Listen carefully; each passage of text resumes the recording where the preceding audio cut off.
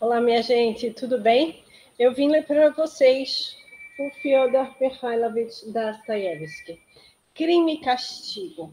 Esse livro que a gente já comentou em sala de aula é assim a obra de acesso ao trabalho de Fyodor Mikhailovich Dostoiévski, a literatura de Dostoiévski. Esse livro, essa coleção aqui da editora Abril Cultural é uma edição antiga de 1979. Eu estou com os 2 tomos na mão, aqui o tomo 2, esse é o tomo 1. Então, eu vou ler para vocês o capítulo 2 desse primeiro tomo, dessa primeira publicação, dentro dessa publicação, esse início do romance Crime e Castigo. E o capítulo 2 traz uma informação que também já mencionei em sala de aula, que é a situação do Raskolnikov, como ele estava sofrendo pressões de todos os lados, o quanto não acreditar em Deus vai fazer parte de um processo que é exatamente ele está sendo empurrado para essa margem da sociedade. O Raskolnikov já está distante da família, já está vivendo espremido num lugar minúsculo, e a situação dele vai piorando, de modo que vocês vão perceber nesse capítulo 2, o lugar de vulnerabilidade do Raskolnikov e a forma que o Dostoiévski retrata esse lugar de vulnerabilidade ao qual ele está sendo exposto e cada vez mais sendo empurrado para ele, à margem da sociedade. Raskolnikov não estava acostumado às pessoas. Como dissemos já, evitava todo o convívio, sobretudo nos últimos tempos. Mas agora, qualquer coisa o impelia para as pessoas. Algo de novo se passava nele. E, ao mesmo tempo, despertava-se nele também uma sede de convívio. Estava cansado de todo aquele mês de tristeza solitária e de sombria expectativa, e por isso ansiava por respirar outro ambiente, ainda que só por um momento, fosse qual fosse, e apesar de toda a sujidade daquele lugar, continuava muito satisfeito na taberna. O dono do estabelecimento estava noutra dependência, mas aparecia a todo instante na sala principal. Para alcançá-la, descia uns degraus, o que lhe dava ensejo de mostrar as botas elegantes, muito bem escovadas, debruadas a vermelho. Trazia uma jaqueta com um colete terrivelmente encebado, de pano reto, sem gravata, e toda a sua cara parecia besuntada de azeite, tal como um ferrolho. Atrás do balcão encontrava-se um rapaz de uns 14 anos e outro rapazinho que servia o que pediam os fregueses. Havia pepinos, biscoitos já enegrecidos e filés de peixe. Tudo isso cheirava muito mal. A atmosfera era tão sufocante que não se podia estar ali, e o ar estava a tal ponto impregnado do cheiro de aguardente que poderia quase dizer-se que só de respirar aquele ambiente uma pessoa era capaz de ficar embriagada. Isso é uma expressão engraçada que dizia-se muito na família, né? Nossa, você está cheirando tanto a álcool que se acender um fósforo toca fogo. Eu vou ficar bêbado só de cheirar seu bafo. São expressões muito antigas que a gente conhece das avós e dos avós da gente, dos tios, sobretudo. Às vezes dão-se encontros, até com pessoas totalmente desconhecidas, que despertam o nosso interesse logo no primeiro olhar. Assim, de repente, de improviso, antes de se ter trocado uma só palavra. Foi essa impressão que provocou em Raskolnikov aquele cliente que estava sentado à parte e que tinha um aspecto de um funcionário aposentado. O rapaz havia de recordar isso depois algumas vezes e atribuir-lhe até um pressentimento.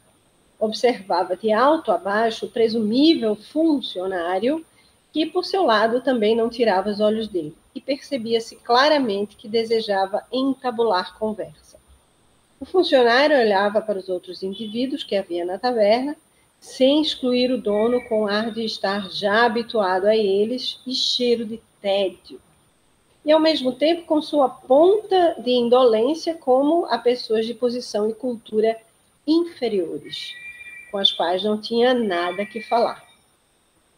Era um homem de seus 50 anos, troncudo e de meia estatura, com alguns cabelos no crânio liso, uma cara com pintas amarelas e até esverdeadas, devido à bebida, as maçãs do rosto salientes, acima das quais brilhavam uns olhinhos estreitos, como frestas, avermelhados, e que lançavam olhares cheios de vivacidade. Mas havia nele qualquer coisa de estranho. No seu olhar brilhava também uma espécie de solenidade, de fato. Não lhe faltavam ideias nem espírito. E, no entanto, ao mesmo tempo, deixava adivinhar algo de loucura. Trazia um velho fraque preto, completamente esfarrapado, apenas com um só botão, que ele metia na casa com um desejo visível de conservar o decoro.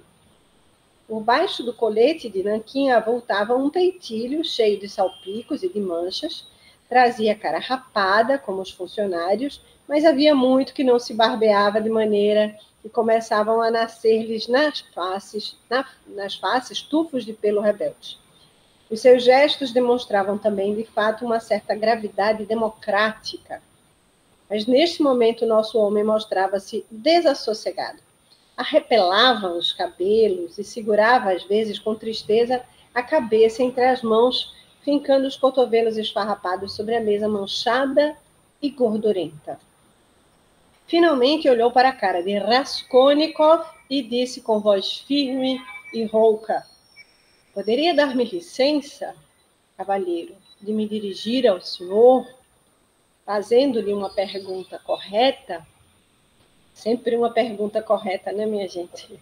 Se há de se fazer uma pergunta, que seja uma pergunta no sentido certo. Porque, embora o seu aspecto não seja fino, a minha experiência me diz que o senhor é um homem de boa educação e não está habituado a beber. Eu sempre respeitei a educação, quando se reúne a sentimentos generosos, e, além disso, sou conselheiro tutelar. Um dos graus de uma determinada função, né, de cargo público, do TSHI, isso é da escala das funções burocráticas do Estado russo. Então, meu apelido é Marnielodov, conselheiro titular, desculpa. Ele é conselheiro titular, minha gente. Conselheiro titular é outra coisa. Tutelar é outra coisa. Conselheiro titular. Dá-me licença que lhe pergunte se também é funcionário. Da aparência de Raskolnikov, ele sempre aparentava ser um rapaz educado, embora em vestes gastas, mas ele parecia sempre muito bem apessoado, né? Um rapaz muito fino. "Não, sou estudante", respondeu o rapaz, um pouco admirado, tanto por aquele tom oratório, como pelo fato de se ver interpelado assim, tão abruptamente. Não obstante a ânsia que havia pouco sentira de falar com alguém, fosse com quem fosse, assim que lhe dirigiram a primeira palavra, tornou a experimentar de súbito o seu habitual sentimento hostil e irritado perante toda a comunicação com gente estranha, que tocasse ou mostrasse o desejo de tocar-lhe na personalidade. Caráter febril, né, que se fala tanto da obra de Fyodor Mikhailovich Dostoiévski. "Estudante ou ex-estudante?" exclamou o funcionário. "Era isso mesmo que eu pensava. Tenho muita experiência, meu senhor, muita experiência." E com um gesto amplo e grave, levou um dedo à testa, com certeza precisava de ser estudante ou pertencer à classe culta. "Mas me dê licença." Levantou-se do lugar, cambaleou, pegou o prato e o copo e foi sentar-se diante do rapaz, embora um pouco de esguelha. Estava embriagado, mas falava com eloquência e desembaraço. Somente de raro se atrapalhava um pouco e fazia uma grande embrulhada. Dirigia-se a Raskolnikov com a ânsia de quem já não fala com ninguém há um mês. "Meu senhor", começou quase com solenidade, "a pobreza não é um pecado. É verdade. Sei também que a embriaguez não é nenhuma virtude. Mas a miséria, meu senhor, a miséria, essa sim, essa é pecado. Na pobreza ainda se conserva a nobreza dos sentimentos inatos. Na miséria não há nem nunca houve nada que os conserve. Há um homem na miséria quase que o correm a paulada. Afugentam-no a vassouradas da companhia dos seus semelhantes, para que a ofensa seja ainda maior. E é justo, porque na miséria sou eu o primeiro que estou disposto a ofender-me a mim próprio. Acabou-se a bebida? Sim, senhor. Há já um mês que o senhor Liebizanovskov bateu na minha mulher. Mas eu não sou a minha mulher. Está percebendo? Dê-me licença que lhe pergunte, ainda que seja só a título de curiosidade. Já lhe aconteceu passar a noite no Nievá, nas barcas do Feno? Não, ainda não me aconteceu, respondeu Raskolnikov, que se não passa por aí. Não, mas eu, há 5 noites, encheu o copo, bebeu, ficou pensativo. De fato, tanto na roupa como no cabelo, viam-se-lhe algumas palhinhas de feno. Era muito provável que nem sequer tivesse tirado a roupa do corpo e que não se tivesse lavado havia já 5 dias. Sobretudo as mãos sujas, gordurentas, avermelhadas, com pintas negras. Segundo parecia, suas palavras despertaram a atenção geral, embora não muito viva. Os rapazes atrás do balcão puseram-se a rir. Parecia também que o dono descera do quarto de cima, só com a ideia de escutar o engraçado. E, sentado a alguma distância, escutava com indolência, mas gravemente. Marmeladov era conhecido ali havia já muito tempo. E sua inclinação para os discursos oratórios devia ter surgido em consequência daquele hábito de entabular conversas frequentes na taberna com os desconhecidos. Para alguns bebedores, esse hábito chega a tornar-se uma necessidade, principalmente para aqueles que são maltratados e corridos da própria casa. Por isso, quando estão em companhia de outros bebedores, esforçam-se por justificar-se e, se for possível, por alcançar também alguma consideração. Que espirituoso! Exclamou em voz alta o taberneiro. Mas por que não vais trabalhar uma vez que és empregado? Por que não trabalho? Repetiu Marmeladov, dirigindo exclusivamente a Raskolnikov, como se fosse ele quem o tivesse interpelado. Por que não trabalho? Mas não me dói a alma ao ver a abjeção em que me arrasto? Quando, há um mês, o senhor Liebiastianov bateu na minha mulher com as suas próprias mãos e eu estava deitado por causa da bebedeira, não sofri, talvez? Dê-me licença, rapaz. Já lhe aconteceu alguma vez Vamos pedir dinheiro sem esperança? Já me aconteceu, sim. Estou toda arrepiada, minha gente. Mas como é isso de pedir sem esperança? Ora, é pedir sabendo de antemão que não lhe darão. Vejamos o senhor, por exemplo. Sabe de antemão e com toda a segurança que um certo homem, um cidadão bondosíssimo, um cidadão bondosíssimo e prestável, por nada nesse mundo lhe dará dinheiro, pois, por que motivo, pergunto, eu havia de lhe dar?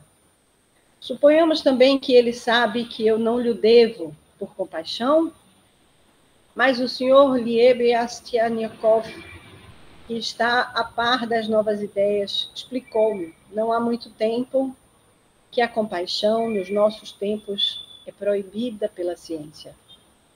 E que é assim que se procede na Inglaterra, onde existe a economia política. Por que, pergunto eu, havia de dar dinheiro? Mas acontece que, sabendo previamente que não o dá, apesar disso, se põe a caminho. Mas por quê? Vai lá, acrescentou Raskolnikov. Mas se uma pessoa não vai procurar, a quem é que há de acudir? É forçoso que todos os homens vão aonde podem ir, porque estamos numa época em que é preciso ir a alguma parte. Quando a minha única filha foi matricular-se na polícia pela primeira vez, fui eu quem a acompanhei, acrescentou, entre parênteses, olhando com certa inquietação para o rapaz. Não, senhor, não.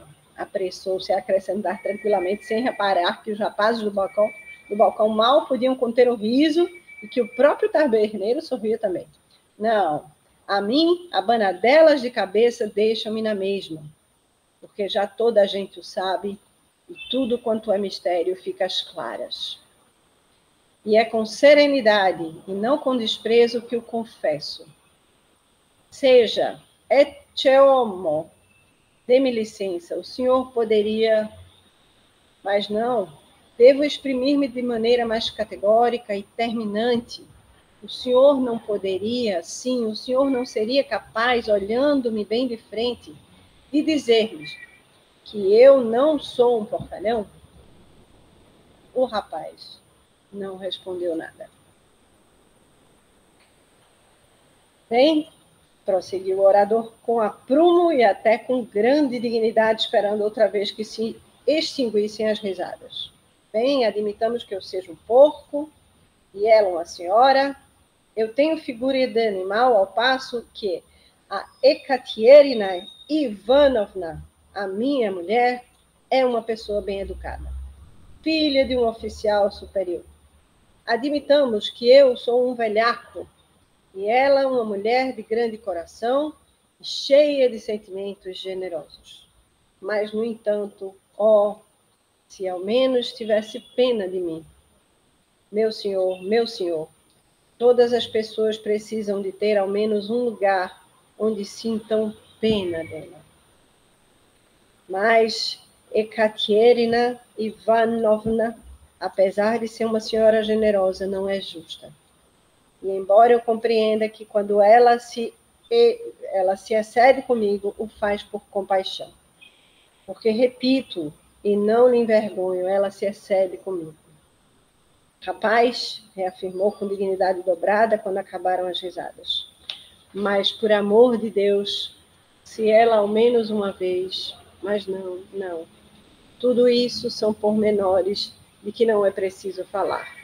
Pois já, e não somente uma vez se cumpriu esse meu desejo, não foi uma vez apenas que tiveram pena de mim.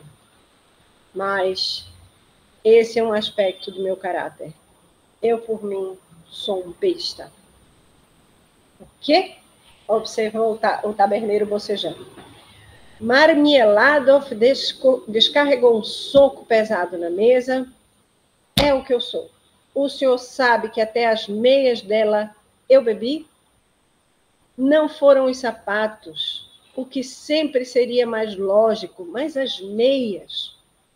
Bebi as suas meias, também bebi a sua gola de pelo e de cabra, apesar de ser propriedade dela, pois já a tinha antes de casada, e moramos num buraco gelado. E ela, este inverno, apanhou uma bronquite e começou a tossir e a cuspir sangue. Temos 3 filhos pequenos. Ekaterina Ivanovna trabalha desde manhã até a noite. Lava, esfrega e trata as crianças, pois foi acostumada à limpeza desde pequena.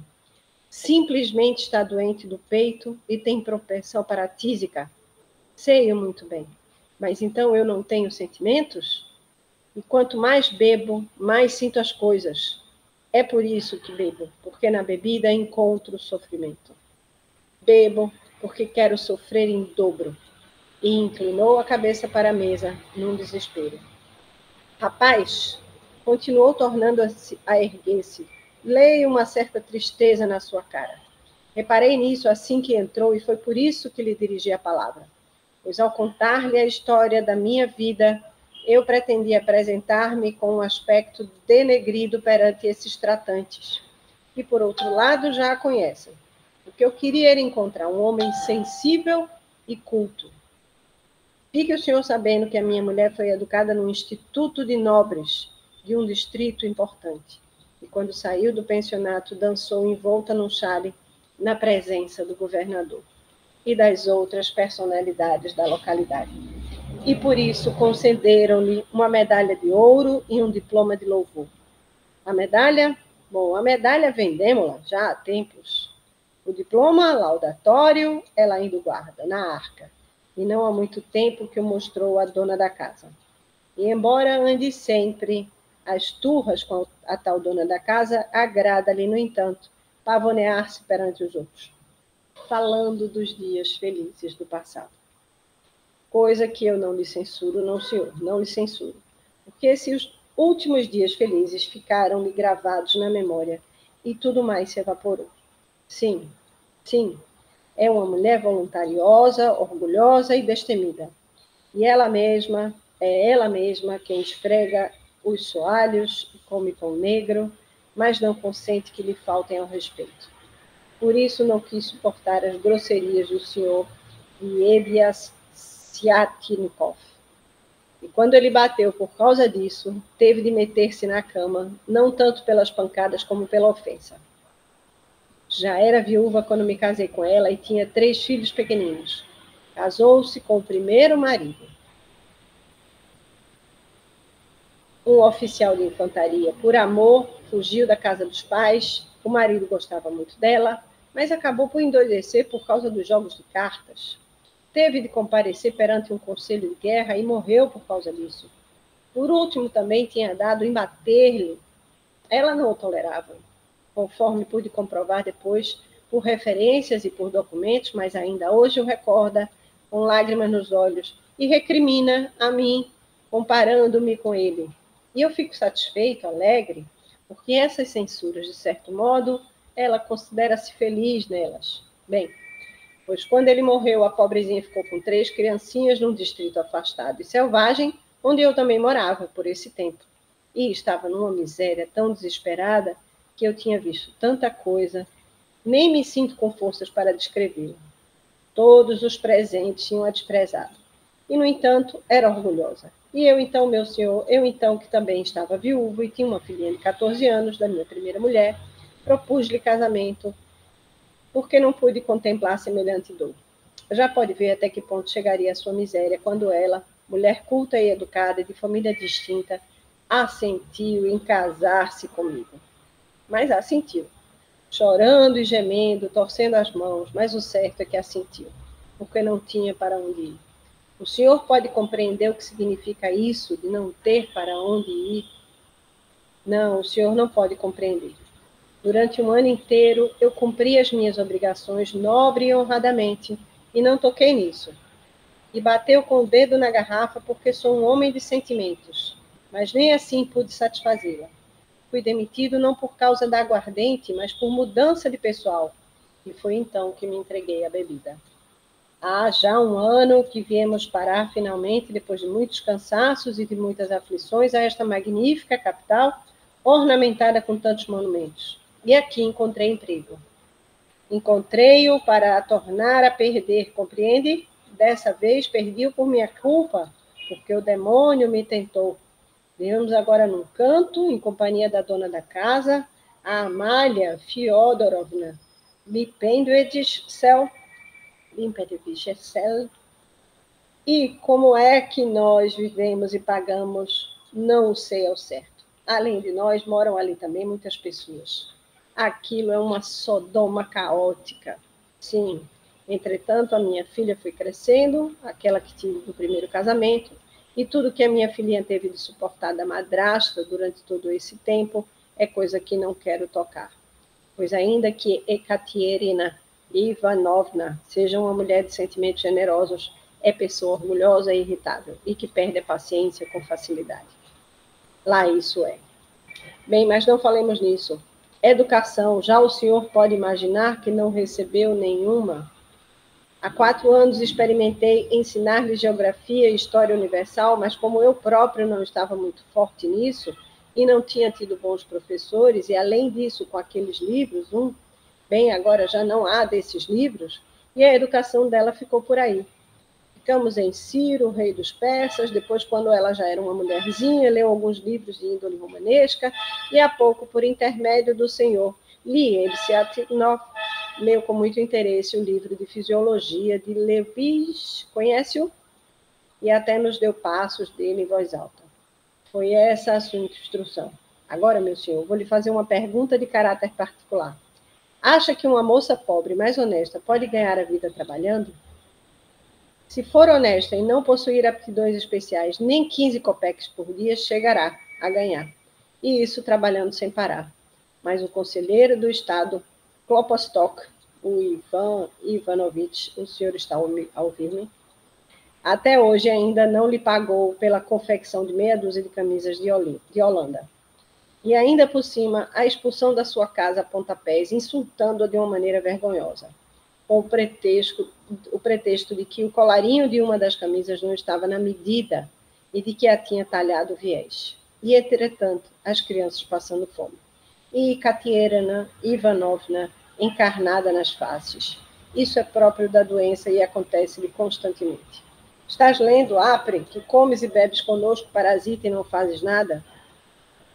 Mas que podia ela comer e beber quando havia 3 dias que as crianças viam uma códea de pão? Eu, nessa ocasião, estava deitado, bem queria lá saber, estava curtindo a bebedeira, então ouvi falar da minha Sônia. Ela não é respondona e tem uma vozinha fraca, é bonita, com uma carinha sempre pálida, fraquinha, e diz: mas o que, Katerina Ivanova, é possível que me mande fazer isso? Entretanto, Daria Franstovna, mulher maldosa e bem conhecida da polícia, já por 3 vezes lhe tinha pregado por recomendação da dona da casa. Que tem isso de especial? Respondeu Ekaterina Ivanovna, uma risadinha. Para que te reserva? Olhem e aprenda. Mas não lhe deixe culpas, não lhe deite culpas, não há culpa, meu caro senhor, não há culpa. Se estivesse em seu perfeito juízo, não teria dito aquilo. Foi levada por sentimentos exaltados, por causa da doença, pelos choros dos filhos esfomeados, lá isso foi. E disse-o mais para ofender do que por pensá-lo verdadeiramente.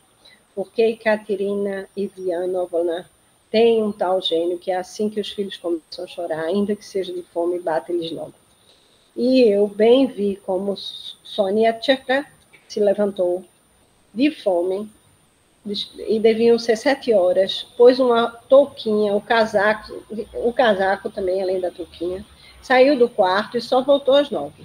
Voltou a essa hora para ter com Ekaterina Ivanova e deitou sobre a mesa, de frente dela, 30 rublos de prata. Não disse sequer uma palavra. Pegou o nosso grande chale verde, que tem um desenho no jogo de damas, porque temos um chale com esses desenhos que serve para todos, tapou completamente a cabeça e a cara com ele, estendeu-se na cama, de cara voltada para a parede, e só os seus ombros estremeciam com arrepios que lhe sacudiram o corpo. E eu continuava deitado, tal como antes, muito sossegado. Foi então o rapaz que vi como Ekaterina Ivanovna, sem dizer uma palavra, se aproximou da caminha de Sônia e passou a noite toda de joelhos a seus pés. Beijava-lhe os pezinhos e não queria levantar-se depois. Dormiram as duas juntas, abraçadas, as duas. Assim mesmo. E eu continuava curtindo a bebedeira. Marmieladov calou-se como se lhe tivesse faltado a voz. Depois encheu o copo com rapidez, bebeu e limpou a boca. Então, meu senhor, continuou depois de uma pausa.